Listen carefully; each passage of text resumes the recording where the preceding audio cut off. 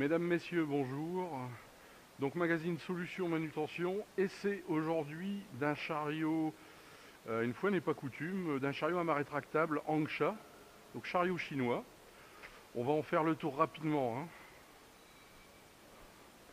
Voilà, donc ce que je viens de savoir, c'est que quand les chariots électriques, que ce soit frontal ou rétract, sont de couleur verte, c'est que c'est des batteries lithium. Donc là, l'accessibilité à la batterie, il n'y a pas d'intérêt étant donné que c'est de la lithium et qu'il n'y a pas de biberonnage, enfin pas de biberonnage, il faut faire du biberonnage sur les batteries lithium, mais je veux dire c'est pas une batterie plomb où il n'y a pas besoin d'entretien, de mise en eau, etc., etc. Donc voilà, le tour de la machine. Ce chariot, donc mât rétractable, donc hauteur d'élévation 9 mètres, c'est un 1800 kg, comme vous pouvez le voir ici sur la façade du chariot, 1800 kg de capacité et on a 1300 kg à 9 mètres de capacité résiduelle. Donc là, la présentation de la machine, au niveau de l'accessibilité, on a une marge d'accès intermédiaire qui est bien basse, donc on n'aura pas de souci quelle que soit la taille du cariste. On a le siège ici.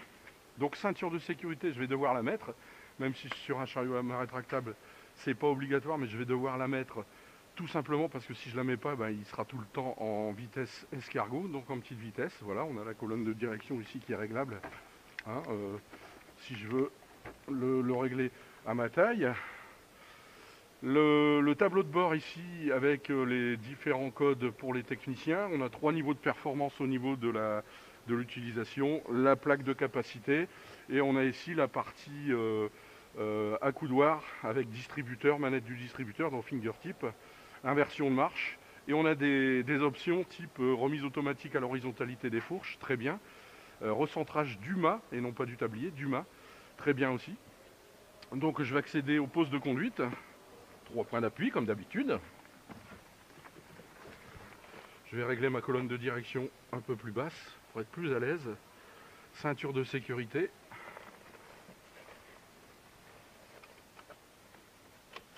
Voilà.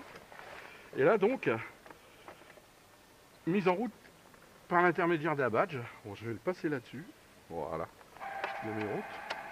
Je range la carte dans le chariot, en dessous de la coudoir.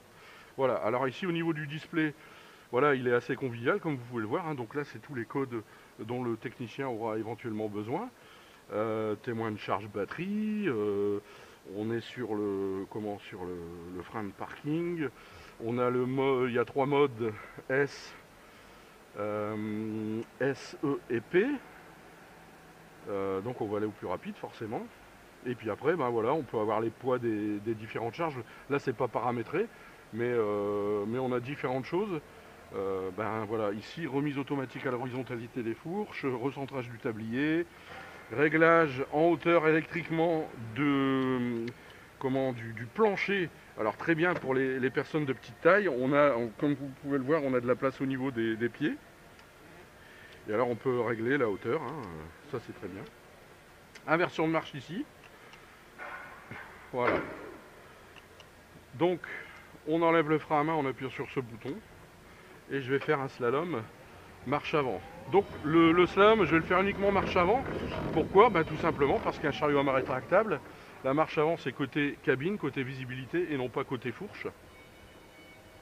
Donc là ce chariot est doté de ralentisseurs en courbe. Donc les slaloms ne sont pas très spectaculaires étant donné qu'il y a des ralentisseurs en courbe justement.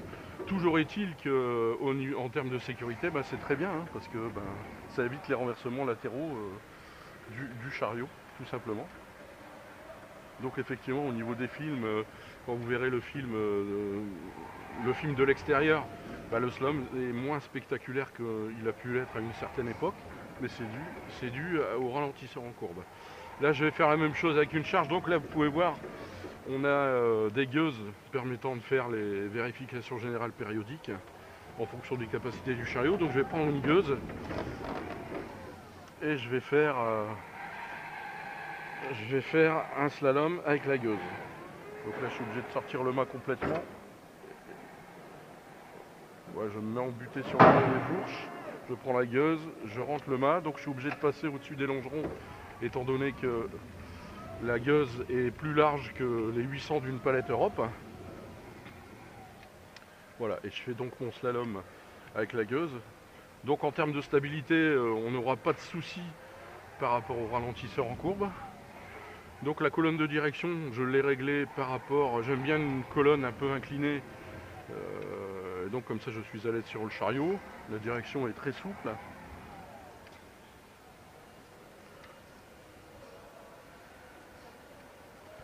Alors donc, on a débranché les bips. En fait, le chariot vient directement de Chine et le bip de marche n'était pas branché sur la marche arrière mais sur la marche avant. Donc on l'a débranché pour les besoins du film parce que comme un chariot à main rétractable n'est utilisé normalement qu'en marche avant, donc côté cabine, on se remet côté fourche uniquement au moment de prendre la charge. Le bip, on avait un bip incessant et c'était un peu assourdissant. Donc pour les besoins du film, on l'a enlevé et de toute façon il sera reparamétré côté marche arrière. Voilà, je redépose la charge. Je vais aller de l'autre côté pour faire les gerbages en paletier. Voilà. Donc ici nous sommes chez Angsha à Senlis. Où ben, vous pouvez le voir, hein, toutes les machines. Donc ici on a tout un tas de gerbeurs. Donc vert lithium et rouge, batterie plomb. Voilà, là c'est la série frontale. Donc on a le blue spot, je ne sais pas si vous le voyez, le blue spot là. Voilà, donc on a une vitesse de pointe de 14 km/h quand même. Alors ça peut paraître lent vu de l'extérieur, mais 14 km/h en entrepôt logistique, c'est comme si vous étiez à 80-100 en ville en voiture. Donc ici on est dans l'allée pour le gerbage. Je vais faire demi-tour dans l'allée. Donc les chariots font qu'on a, une allée étroite, type rétract. Donc ce chariot est doté de plusieurs options. Présélection de niveau, caméra laser. Alors voilà, là nous sommes devant la charge. Vous pouvez voir, je pense, le laser. Donc on va se mettre à bonne hauteur et on a en plus la caméra.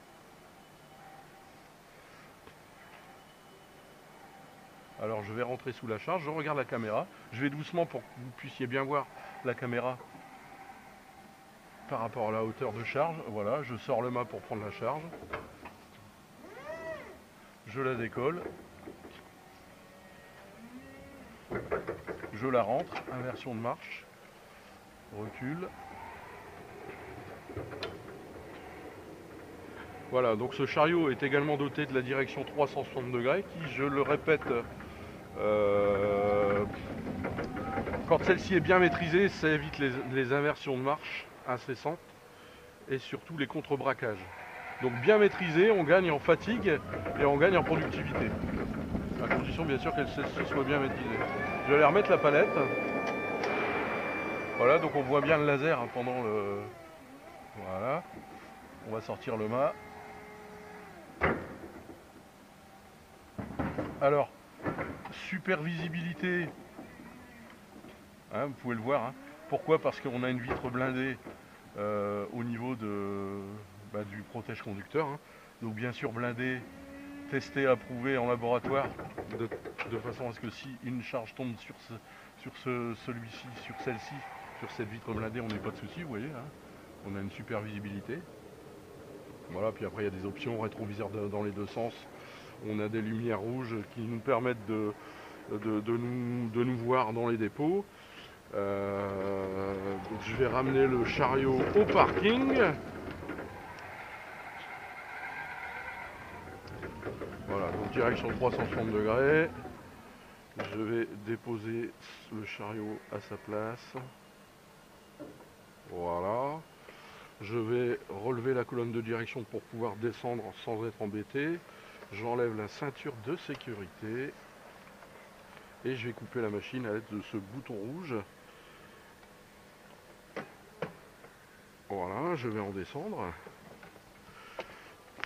Alors, mes conclusions sur ce chariot, comme je le disais en introduction, une fois n'est pas coutume, c'est un chariot donc Angsha chinois à mât rétractable. C'est le premier chariot chinois à mât rétractable que je conduis, que j'essaye. Donc, les sensations sont bonnes. Donc, effectivement, au niveau des virages, ralentisseur en courbe qui peut être paramétrable, bien évidemment. Mais là, il était un peu trop prononcé, donc c'est pas très pas très spectaculaire pardon, dans les virages. Toujours est-il que ce chariot a beaucoup d'options, hein, remise automatique à l'horizontalité des fourches, recentrage du mât, et au niveau de la prise de charge, présélection de niveau, caméra, laser. Il y a même un câble qui pourrait dire qu'on a peut-être un altimètre également. Donc effectivement, si vous achetez un chariot de ce type-là, on n'a pas besoin de toutes ces options. Une fois qu'on en a une au niveau de la prise de charge, il n'y en a pas un des trois. Ceci dit, c'est un chariot qui est là justement en démo, qui est présenté chez les clients avec toutes les options, de façon à ce que le client puisse choisir les siennes. En tout cas, bonne sensation au niveau de conduite. Accessibilité très bonne, hein, on le voit, la marche intermédiaire est assez basse, donc on n'a pas de problème quelle que soit la taille du cariste. Le confort du cariste, très bien. Réglage du siège, poids avant, dossier, inclinaison du dossier, etc. Tout ça c'est très bien. Ergonomie du distributeur, un fingertip hein, qui fait qu'on a naturellement les doigts posés sur ces petites manettes justement, et puis les options, hein, comme je viens d'en parler. Donc chariot qui est effectivement compact. Pourquoi? Parce que la batterie lithium est entre le siège et le châssis. Donc ça dégage un bon champ de visibilité côté fourche, et surtout la vitre blindée qui permet à grande hauteur d'avoir une super visibilité. Voilà, donc bonne sensation de conduite, et puis bravo Angsha, parce que pour le premier chariot à mât rétractable que j'essaye de la marque, c'est plutôt sympa.